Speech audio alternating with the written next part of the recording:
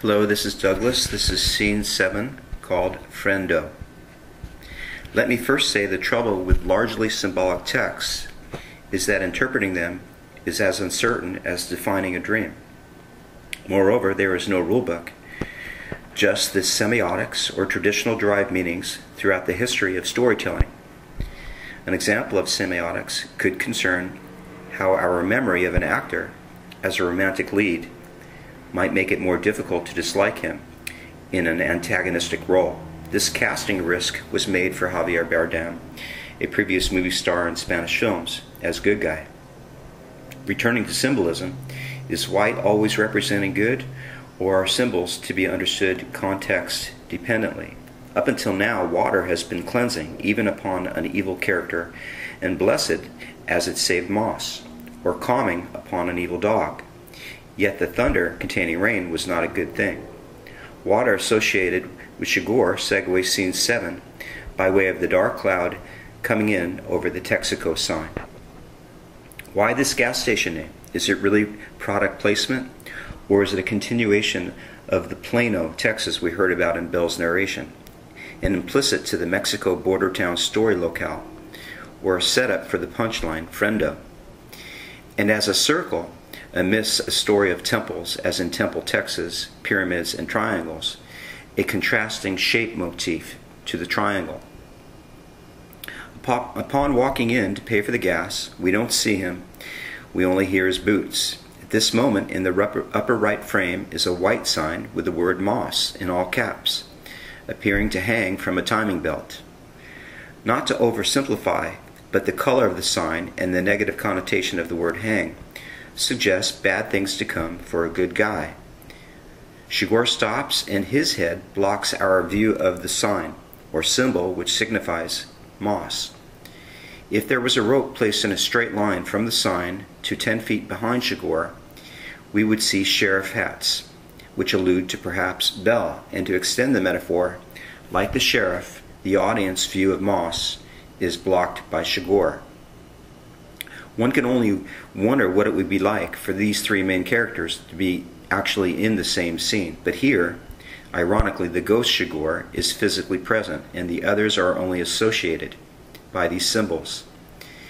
As part of the chase motif, this juxtaposition of hat to Shigor to the moss sign signifies Bell bringing up the rear, trying to track down a murderer after Moss, and a murderer chasing the everyman with the money, and Moss the only one looking back over his shoulder.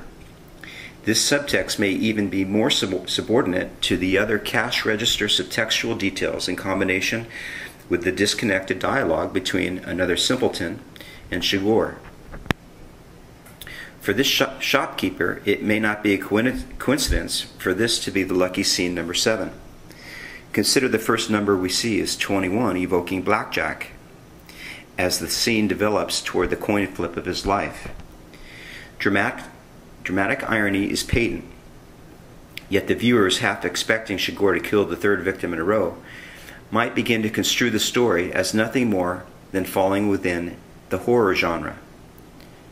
As the exchange occurs for the simplest of transactions, there is no moment in the story where puns, double entendre, and wordplay also evoke a comic relief kind of subtext. First, the gas costs 69 cents, which is not only another 3 multiple, same as 21, but also I could come back at 9:30, 3 multiple.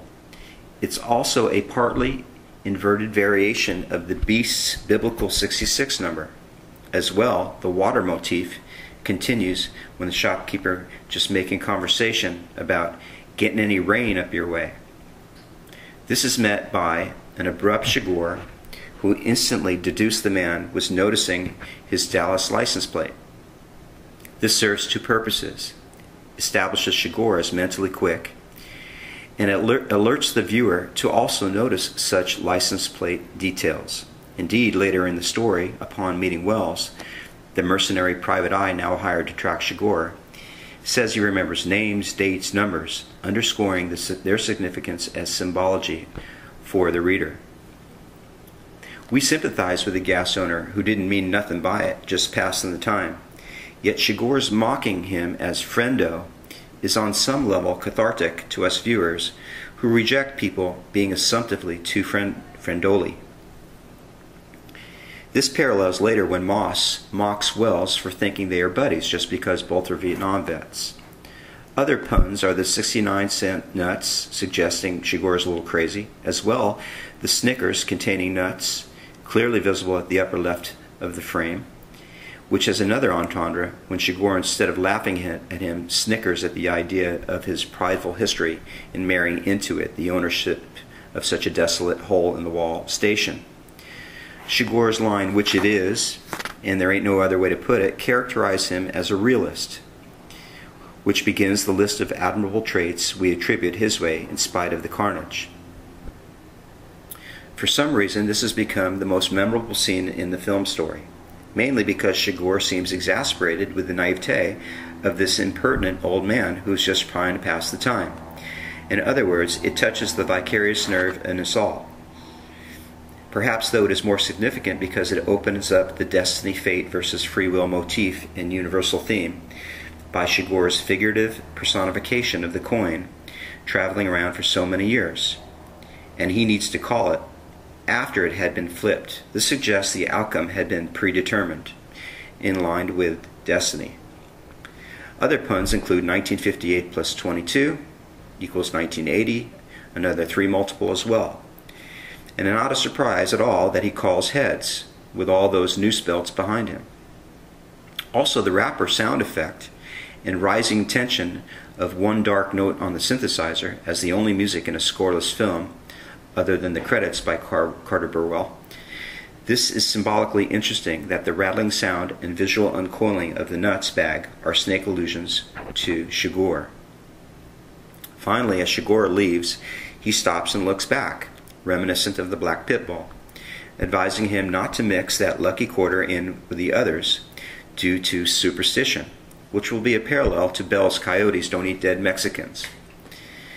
Chigurh's decision not to silence another witness, based upon his philosophical principles, ingratiates the viewer to the antagonist.